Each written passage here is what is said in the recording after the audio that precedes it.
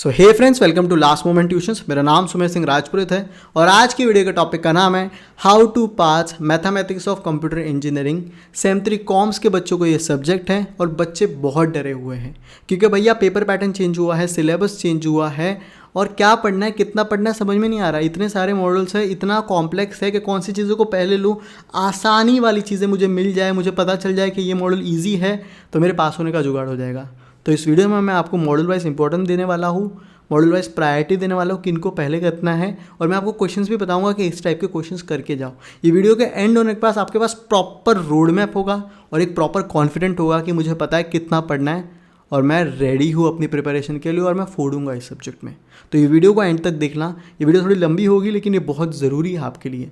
आपसे छोटी सी रिक्वेस्ट है, चैनल पे नए हो सब्सक्राइब करके रखो। बाकी सब्जेक्ट के अगर आपको इंपॉर्टेंट चाहिए, जो अपना सेम 3 कॉम्स के, वो भी बहुत जल्दी आने वाले मॉडल वाइज इंपॉर्टेंट, तो हमारा व्हाट्सएप कम्युनिटी ज्वाइन कर लो क्योंकि वहाँ पर ही हम वो सब पुट आउट करने वाले हैं। तो फटफट उधर ज्वाइन करो और चलो वीडियो को शुरू करते हैं।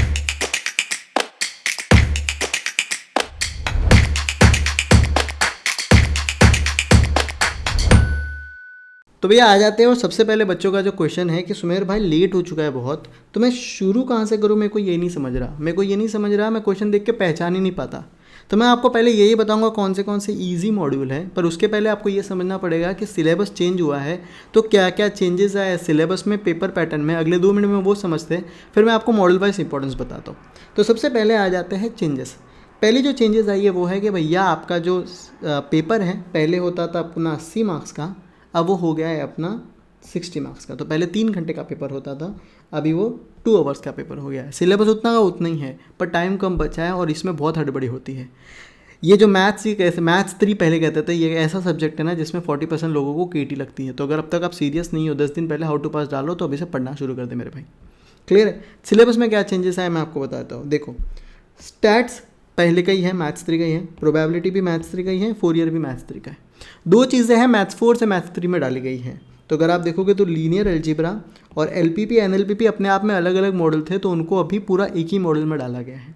ओके, और एक नया मॉडल उठा के लाया है, वो है model arithmetic. M1 M2 M3 M4 Mumbai university में नहीं था।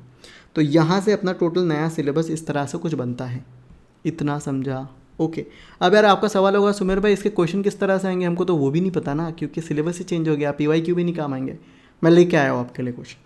तो अब सबसे पहले आ जाते हैं, ये अरेंजमेंट ऐसी नहीं है आपको अलग से 1 2 3 अलग है, पर मैं आपको ईजी से हार्ड की अरेंजमेंट बता रहा हूँ। सबसे पहले अगर आपको कोई मॉडल शुरू करना है तो वो स्टैट्स है, दूसरा आपको लीनियर अलजेब्रा लेना है, तीसरा प्रोबेबिलिटी, फिर एलपीपी एनएलपीपी, फिर मॉडल अरिथमेटिक और फिर फोरियर अगर आप लास्ट में छोड़ भी दोगे तो चलेगा क्योंकि ज़्यादा कॉम्प्लेक्स है। उसके साथ साथ और क्या चेंजेस आए हैं, पहले 80 मार्क्स में जो पासिंग होता था वो 32 मार्क्स का होता था, अभी 24 मार्क्स आपके पासिंग है। तो बहुत सारे लोग बच्चे जो गलती करते हैं, कह रहे तेरा भाई 24 से 25 मार्क्स का लिख के आया, पास हो जाएगा। नहीं होएगा क्योंकि अपन उतने एक्यूरेट नहीं होते, अपन यहाँ वहाँ गलती कर देते हैं और नंबर कट जाते हैं और इसमें लग जाती है केटी।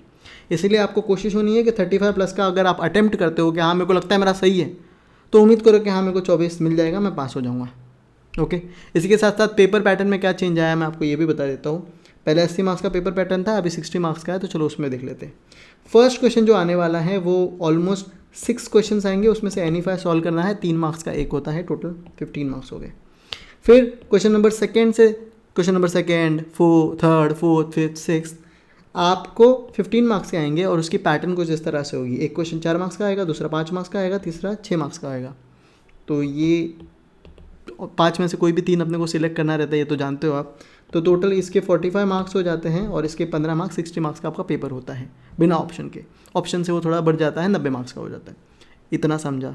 सब कुछ समझ गया भाई, एकदम पानी की तरह। अब एक एक करके चैप्टर को समझते हैं। तो आ जाते हैं, सबसे पहला मॉडल अगर आपको लेना है तो वो स्टैटिस्टिक्स होना चाहिए। तो इसमें आपको 3 ही चीज़ें पूछी जाती हैं। जो पहला चीज़ है वो है Spearman rank coefficient. Formula base है, फॉर्मूला पुट करोगे फटफट आएगा। क्वेश्चन कुछ इस तरह से आता है, calculate the Spearman rank correlation coefficient for the following data. ये सारे क्वेश्चंस में आपको नीचे लिंक है, आप हमारा ऐप इंस्टॉल कीजिए, आपको ये फ्री में मिल जाएगा। इतना क्लियर है? ये क्वेश्चन सारे, इसके सॉल्यूशंस हमारे कोर्स में। तो इस तरह से अपने को अपना आ जाता है भैया स्पेयरमैन कोरिलेशन। ये कुछ न्यूमेरिकल्स हैं, सिंपल से अपने को आर फाइंड आउट करना है, बेसिक फॉर्मूला बेस होता है। सेकंड जो क्वेश्चन आता है वो आता है कर्व फिटिंग पे। यहाँ पे आपको सेकंड डिग्री पैराबोला पूछा जाता है, curve for the following data. ये आपको डेटा दिया गया है और आपको बोला रहेगा भाई सॉल्व करो। क्लियर है। उसी तरह से यहाँ पे देखो find second degree parabola curve for the following data. फिर आपको यहाँ पे देखो 1965 से 72 है, तो ये लोग पूछ रहे हैं 1973 पे क्या प्रॉफिट आएगा ये बताओ। इस तरह से क्वेश्चन आता है। उसी तरह से वापस फाइंड द पैराबोला, आपको एक इक्वेशन दी गई है और फिर आपको इसको सॉल्व करने वाला है। सिमिलरली इस तरह से तो ये क्वेश्चन आते हैं पैराबोला सेकंड डिग्री के, तो अपने को उसको देख के पता चल जाएगा कि किसका क्वेश्चन है, स्टैटिस्टिक का। तीसरा जो आ जाता है रिग्रेशन, रिग्रेशन भी आप देख के पता चलोगे। स्टैटिस्टिक्स का क्वेश्चन कुछ इस तरह से आता है, find the coefficient of the regression hence obtain the equation of the line for the following. आपको टेबल दिया रहेगा, रिग्रेशन देख के पता चल जाएगा।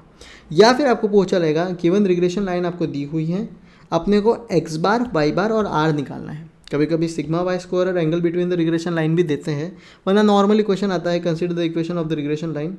आपको दिया हुआ है एक्स बार वाई बार और कोरिलेशन कोएफिशिएंट। तो जब आप ये तीन पढ़ ही रहे हो तो इनके भी फॉर्मूला करके जाना, अगर आ गए तो क्यों छोड़ेंगे भाई। इतना क्लियर है, ओके। सेकंड जो अपना आ जाता है, बहुत आसान मॉड्यूल है, आपका पहला मॉड्यूल है लीनियर अलजेब्रा।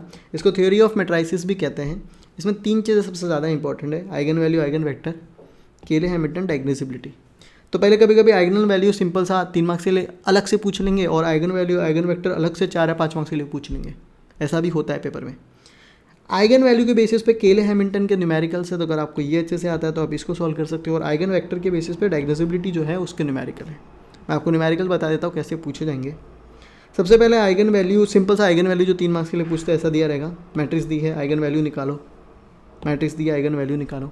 आइगन वैल्यू और आइगन वेक्टर साथ में आएंगे तो ऑलमोस्ट 5 या 6 मार्क्स के लिए पूछेंगे कुछ इस तरह से। Find the eigen value and eigen vector of the matrix, find the eigen value and eigen vector of the matrix. इतना क्लियर है, ओके। सॉल्व कैसे करना है एलएमटी के कोर्स में बताया गया है। मैं नहीं कह रहा कि एग्जैक्ट न्यूमेरिकल आएगा, पर इस टाइप के न्यूमेरिकल करके जाओगे तो प्रैक्टिस हो जाएगी और अच्छे से कोई भी आएगा तो कर पाओगे। अब आ जाते हैं जो सेकंड टाइप है वो है केले हैमिल्टन, जो आइगन वैल्यू के बेसिस पे है। क्वेश्चन किस तरह से आता है, verify Cayley Hamilton theorem for the matrix where this is given. आपको ए इनवर्स और ए रेज टू -2 निकालना है। उसी तरह से verify Cayley Hamilton theorem for the matrix and find the matrix represented by this one, और आपको मैट्रिक्स दिया हुआ है। इतना क्लियर है। तो इस तरह से केले हैमिल्टन आता है। अब आइगन वेक्टर पे डायग्नोसिबिलिटी का क्वेश्चन है, वो कुछ इस तरह से आता है। Show that the matrix A is diagonalizable, find the diagonal form D and diagonalizing matrix M. उसी तरह से show that the given matrix diagonalizable and find the diagonal form and the transforming matrix where A is given. तो इस तरह से अपना क्या हो गया, स्टैटिस्टिक्स और लीनियर अलजेब्रा अपने को हो गया। तो भैया देखो, आगे बढ़ने के पहले मेरे को आपसे एक सिंपल सा क्वेश्चन पूछना है। क्या आपको मॉडल वाइज इंपॉर्टेंस मिल गए, प्रायोरिटी मिल गई, पर क्या आपके पास रिक्वायर्ड रिसोर्सेस है? क्या आपकी प्रिपरेशन हो गई है कि इतने कम टाइम में इतना सब अपना एक साथ कवर हो जाएगा? क्योंकि यार एग्ज़ाम बहुत सर पे आ गए भाई। क्या पढ़ना है, कहाँ से पढ़ना है, एक साथ कैसे पढ़ लूँगा भाई? तो आपकी यहाँ पे जो मदद करने के लिए लास्ट मोमेंट ट्यूशंस लेके आया है सेम3 कॉम्स और AIML का बंडल पैक। अगर आप नीचे डिस्क्रिप्शन में लिंक है, जैसे उस पर आप क्लिक करोगे तो आपको यहाँ पे इस पेज पे आ जाओगे। उस पर आप कंटेंट वाले पार्ट पे जाओगे तो आपको चारों सब्जेक्ट एक ही जगह पे मिलेगा, मैथमेटिक्स और computer engineering, discrete structure and graph theory, AOA और COA, जिसमें अभी COA नया आया है, पहले नहीं था। डिस्क्रीट भी न्यूमेरिकल्स है। मैथमेटिक्स में भी नए मॉड्यूल्स है। अगर मैं आपको बता दूँ, जो नया सिलेबस चेंज हुआ है उसमें देखो मॉड्यूलर अरिथमेटिक है, और जितने भी मैंने आपको बताया प्रॉपर इधर आपको वीडियो लेक्चर्स मिलेंगे। तो आपको कॉन्सेप्ट समझोगे तभी आप पेपर में सॉल्व कर पाओगे। रट्टा मार के कुछ नहीं होने वाला भाई, पेपर ब्लैंक हो जाओगे। और बहुत सारे होते हैं, 40% लोगों को इस सब्जेक्ट में कीड़ी लगती है। और इसका सिंगल कोर्स भी अवेलेबल है, नीचे डिस्क्रिप्शन में आपको उसकी भी लिंक मिल जाएगी अगर आपको सिर्फ मैथ्स का चाहिए तो। पर एक वन स्टॉप सोल्यूशन है। इसी के साथ साथ बाकी सब्जेक्ट जैसे DSGT है, AOA है, COA, इसके बाद आपको मॉडल वाइज इंपॉर्टेंस के सोल्यूशन भी मिलेंगे। मैथमेटिक्स और कंप्यूटर इंजीनियरिंग जो मैंने बताया है, यहाँ पे आपको कैसे सॉल्व करना है उस टाइप के सम्स वो आपको प्रॉपर सिखाया जाएगा। तो भाई ये देख, अगर तो नॉर्मली एक सब्जेक्ट भी बाहर लेने जाता है तो आपको 4000-5000 का मिलता है। यहाँ पे आपको चारों सब्जेक्ट 3200 में मिलेंगे। उस पर भी अपना कूपन कोड है ENG10। अगर आप अप्लाई कर देते हो तो अपने को अंडर 3000 ये सारे सब्जेक्ट्स मिल रहे हैं। तो अगर आप एक ही जगह से कम टाइम में प्रॉपर प्रिपरेशन करना चाहते हो, लास्ट मोमेंट वाली प्रिपरेशन करना चाहते हो और अच्छा CGPA स्कोर करना चाहते हो, then this is the course for you भाई, एनरोल नाउ। तो भैया आगे बढ़ते हैं, देखते हैं प्रोबेबिलिटी, जो तीसरा बहुत इंपॉर्टेंट चैप्टर है और थोड़ा सा आसान है एज कम्पेयर टू अदर। इसमें पहली चीज़ आपको बेसिकली क्या दे रहेगा, देखो डिस्क्रीट रैंडम वेरिएबल पे क्वेश्चन आता है। क्वेश्चन कुछ इस तरह से आता है, the probability density function of the random variable is given. अपने को एक रेंज में के की वैल्यू निकालनी है। देखो आपको यहाँ पे रेंज दी गई है, यहाँ पे किया हुआ है के। उसी तरह से दिया हुआ है गिवन, अपने को एक रेंज में वैल्यू की निकालनी है, के की वैल्यू निकालनी है। अब देख के क्वेश्चन पता कर पाओगे, और ज़्यादा मुश्किल नहीं है, बेसिकली है। अगर LMT के कोर्स में आपको बताया हुआ है, आराम से सॉल्व करके इसको कर सकते हो, इट्स नॉट हार्ड। सेकंड जो बहुत इंपॉर्टेंट है प्रोबेबिलिटी में, जो आएगा ही, वो है अपना mean and variance. Probability density function में मीन और वेरिएंस निकालो, के मीन और वेरिएंस। दो टाइप के होते हैं, एक डिस्क्रीट होता है, एक रैंडम अपना कंटिन्यूस होता है, वो दोनों मैं आपको बता देता हूँ। सबसे पहले डिस्क्रीट का इस तरह से दिया रहेगा, find the value of K if the function is given, find mean and variance. Clear है, find the value of K if the function is given is a probability density function, find mean and variance. Continuous का इस तरह से लिखा हुआ रहता है, if the continuous random variable S has the following probability density function, find K mean and variance. If the continuous random variable has the probability density function, find K mean and variance. इतना clear है? Okay. Similarly यहाँ पे भी mean और variance पे ही है, अगर आप देखोगे तो इस तरह से क्वेश्चंस आते हैं। आगे बढ़ते हैं, एक और क्वेश्चन है, मूवमेंट जनरेटिंग फंक्शन पे क्वेश्चन आता है, लिखा हुआ रहेगा मूवमेंट जनरेटिंग फंक्शन का क्वेश्चन है, इसमें भी मीन और वेरिएंस निकालना पड़ता है, लेकिन लिखा हुआ रहेगा कि भैया MGF का क्वेश्चन है, मूवमेंट जनरेटिंग फंक्शन का क्वेश्चन है। ये एज़ कम्पेयर टू पिछला वाला थोड़ा सा कॉम्प्लेक्स होता है, मैं आपको बता के रखता हूँ, वरना आप बोलोगे सुमरा बताया नहीं, टाइम ज़्यादा चला गया, देख लो अपने हिसाब से। सवाल कुछ इस तरह से आता है, a random variable has the following probability distribution, find the moment generating function about origin, also find mean and variance. ये थोड़ा सा घुमा के दिया है, find the moment generating function of the distribution, hence find first 4 central moment, तो थोड़ा घुमा के दिया हुआ है। वह बाकी तो सिंपल है, मोमेंट जनरेटिंग फंक्शन निकालो, फॉलोइंग डिस्ट्रीब्यूशन का मीन और वेरिएंस निकालो। कभी कभी अपना न्यूमेरिकल इस तरह से भी आता है, वर्ड प्रॉब्लम भी आती है। If x denotes the outcome when the fair dice is tossed, find the moment generating function of x, hence find mean and variance of x। तो इस तरह से अपना हो जाता है प्रोबेबिलिटी। आगे बढ़ते हैं, आगे जो आगे जाता है model 2, LPP and NLPP। LPP और NLPP की सबसे बड़ी खासियत क्या मैं आपको बता रहा हूँ, इसमें कोई डेरिवेटिव और इंटीग्रेशन नहीं है। सबसे बेस्ट इसके एडवांटेज है। इसका डिसएडवांटेज क्या है कि ये थोड़े से लेंदी होते हैं। ओके, तो चलो मैं आपको बता देता हूँ इसमें क्या क्या इंपॉर्टेंट है। दो टाइप के क्वेश्चन आएंगे आपको, फाइंड ऑल सोल्यूशन का एक क्वेश्चन आएगा, दूसरा सिंप्लेक्स मेथड का क्वेश्चन आएगा। सवाल आता है बच्चों को कि सुमेर भाई हमें क्या पता चलेगा कि LPP का क्वेश्चन है कि NLPP का क्वेश्चन है। कोई नहीं, समझो x लिया हुआ है ना, उसके ऊपर पावर में अगर कुछ भी नहीं है तो LPP का क्वेश्चन है, अगर पावर में स्क्वायर है, क्यूब है, तो NLPP का क्वेश्चन है। तो जो वेरिएबल पावर है उसकी LPP में सिर्फ 1 होती है, मतलब x रेज़ टू नथिंग का मतलब होता है x रेज़ टू 1, पर जो NLPP में है उसमें रेज़ टू 2, रेज़ टू 3 ये सब होता है। इतना समझ में आ गया? ओके। इसमें पहले dual, simplex, dual, big M वो सब था, लेकिन अभी नहीं है ये वाले सिलेबस में। ओके, आ जाते हैं फाइंड ऑल सोल्यूशन का, कुछ इस तरह से आएगा, फाइंड ऑल सोल्यूशन मैक्सिमाइज कहा गया है, इस तरह से हमने को पूछा जाएगा। Determine all the basic solution for the following problem, इस तरह से क्वेश्चन आते हैं। सेकंड जो आ जाता है सिंप्लेक्स मेथड के, तो सिंप्लेक्स मेथड के इस तरह से क्वेश्चन आते हैं, solve the LPP by using simplex method, लिखा हुआ रहेगा, solve the LPP by using simplex method. एक और चीज़ मैंने आपको बताया, देखो यहाँ पर रेज में x1 x2 तो अलग अलग नाम है, लेकिन क्या रेज में पावर है? नहीं है सुमेर भाई। तो देख के पता चल जाता है ना कि LPP का है, यहाँ पे कहीं भी आपको रेज में पावर नहीं दिखेगी। आप समझ रहे हो? ओके, तो यहाँ पे सिंप्लेक्स और ऑल सोल्यूशन का समझा। अब आ जाते हैं NLPP में। NLPP में भी दो टाइप के क्वेश्चन आते हैं, एक आता है ऑप्टिमाइजेशन विद नो कंस्ट्रेंट और दूसरा लेग्रांजे। लेग्रांजे की सबसे इंपॉर्टेंट है क्योंकि ये बहुत इंपॉर्टेंट होने वाला है भाई, क्योंकि ये इसमें से आएगा। इसमें वेरिएबल की पावर 1 से बड़ी होती है। जैसे एग्जांपल मैं आपको देता हूँ, यहाँ पे x स्क्वायर, ये देखो आपको दिख रहा है, यहाँ पे वेरिएबल में स्क्वायर दिख रहा है, देख के पता चल जाता है NLPP का प्रॉब्लम है। ओके, क्वेश्चन कुछ इस तरह से आता है, आपको एक्जैक्टली दिया हुआ रहेगा, सॉल्व द NLPP, ऑप्टिमाइज दिया रहेगा, ऑप्टिमाइजेशन की प्रॉब्लम है, ऑप्टिमाइज दिया रहेगा, इस तरह से सॉल्व करो, सॉल्व द NLP ऑप्टिमाइज आपको बोला रहेगा। और लेग्रांजे में भी लेग्रांजे लिखा रहेगा कि भाई using the method of Lagrange multiplier solve the NLP। Optimisation इधर भी है, लेकिन इधर लेग्रांजे लिखा हुआ है, using the method of Lagrange multiplier solve the LPP। हो गया, डिफ्रेंशिएट करने में प्रॉब्लम हो रही थी ना, सॉल्व तो भाई यार रट्टा मार के जाओगे तो नहीं होगा, पढ़ाई करनी पड़ेगी, प्रैक्टिस करनी पड़ेगी, कहीं से भी पढ़ो, LMD के कोर्स से पढ़ो, कहीं से भी पढ़ो, प्रैक्टिस नहीं करेगा ब्लैंक हो जाएगा। इतना क्लियर है? तो भैया आ जाते हैं मॉडल 3 पे। ये वाला कंटेंट ना आपको कहीं भी इंटरनेट पर प्रॉपरली मिलेगा नहीं, मुंबई यूनिवर्सिटी के अकॉर्डिंग, किसी को पता ही नहीं क्वेश्चन किस तरह से आते हैं, पर भाई आया तो बता देगा सबको अच्छे से।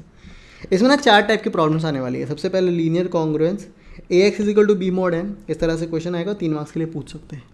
या फिर congruence using CRT, Chinese remainder theorem, तो इस तरह से क्वेश्चन आएगा, ये 4 मार्क्स के लिए पूछ सकते हैं। इतना क्लियर हुआ? ये दोनों 3 या 4 मार्क्स के लिए पूछेंगे। फिर आ जाता है यूलर्स थ्योरम आएगा अपना मॉड्यूलर अरिथमेटिक में, ये बहुत इंपॉर्टेंट है, 5 या 6 मार्क्स के लिए पूछेंगे ही इसको। क्लियर है? क्वेश्चन इस तरह से आएगा, solve by Euler's theorem, 3⁻³ mod 13, या फिर लिखा भी नहीं रहेगा यूलर्स थ्योरम, तो कहते हैं मॉड ही दिखा या फिर इस तरह से दिखा तो देख के पता चलता है मॉड्यूलर अरिथमेटिक है, लेकिन यूलर्स का कैसे लिखा रहेगा। Find remainder when 2⁻50 is divided by 11, तो देख के पता चल जाएगा कि यूलर्स का है। इतना समझा, ये बहुत इंपॉर्टेंट है, ये 5 से 6 मार्क्स के लिए आएगा।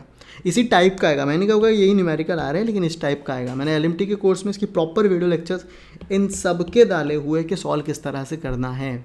आप समझ रहे हो, 5 वीडियोस में हमने अच्छे से इसको कवर किया है, तो वो भी आप जाके चेकआउट कर सकते हो। भाई कोर्स बहुत अच्छे से बनाया है। फिर आ जाते हैं लास्ट जो चीज़ है वो है RSA एल्गोरिथम। RSA एल्गोरिथम ये क्रिप्टोग्राफी का कॉन्सेप्ट है जो आपको सेकंड ईयर थर्ड ईयर में ऑलमोस्ट पूछते हैं, पर अभी सेम 3 में ही डाल दिया है। ओके, तो यहाँ पे P दिया, Q दिया हुआ है, आपको एनक्रिप्शन डिक्रिप्शन की निकालनी है। आपको एनक्रिप्शन की कहा है कि एज्यूम करो इट्स टू बी 10। आप समझ रहे हो, तो इस तरह से ये 4 चीज़ें होती हैं। ये 3 या 4 मार्क्स के लिए पूछेंगे, ये 5 से 6 मार्क्स के लिए, ये 5 से 6 मार्क्स के लिए पूछेंगे। अब आ जाते हैं आखिरी मॉडल जो अपना फोरियर सीरीज़ है। देखो यार, अगर आपके पास बहुत कम टाइम बचा है तो वो 5 भी अच्छे से करोगे तो पास होने का जुगाड़ हो जाता है, इसमें मत हाथ मारो। पर अगर आपके पास टाइम बचा है, आपने पहले से पढ़ा हुआ है फोरियर में क्या क्या करना है समझना, तो चलो मैं समझा तो देता ही हूँ। फोरियर में अक्सर 2 टाइप होते हैं, एक पाए वाला और एक कांस्टेंट वाला। कांस्टेंट मतलब नंबर्स। पाए में भी 2 होते हैं, 0 से पाए और -π to π। कांस्टेंट में भी सेम पैटर्न है, 0 से L। L मतलब नंबर, 0 to 2, 0 to 5, 0 से 10, 0 से XYZ जो भी नंबर है। और दूसरा है -L to L। -L to L मतलब -3 से 3, -10 से 10, -1 से 1, -2 से 2, इस तरह से। ओके, तो ये नॉर्मल अपना होता है फोरियर, और ये होता है इवन ऑड। बच्चे कहते हैं मैं क्वेश्चन देख के समझ नहीं पाता, इवन ऑड पूछ रहे क्या पूछ रहे हैं, मैं आपको बता देता हूँ। जब भी minus something two plus something होगा, -π to π होगा इवन ऑड है, -L to L भी इवन ऑड है। अगर आपने इसको अच्छे से कर लिया, इसके फॉर्मूले समझ गए, तो आप इसको भी आराम से फटफट सॉल्व कर पाओगे। कुछ फोरियर्स के प्रॉब्लम्स है जो मैं आपको कहता हूँ कि करके जाओ, आपको काम आएंगे। fx is equal to x square x cube and x minus x square, इतना करके जाओ, ये आपको काम आएंगे। अब आ जाते हैं, सबसे पहला नॉर्मली पूछा जाता है फोरियर में, obtain the Fourier series f of x is equal to this with the given interval. 0 से 2π है, 0 से 2π मतलब 2π 3π, ये वाला नॉर्मल फोरियर है। Okay, obtain the Fourier series to represent fx is equal to x square. अरे भैया एक्स स्क्वायर, हाँ सिर्फ ये देखो 0 से 2π है, देख के जाओगे हो जाएगा।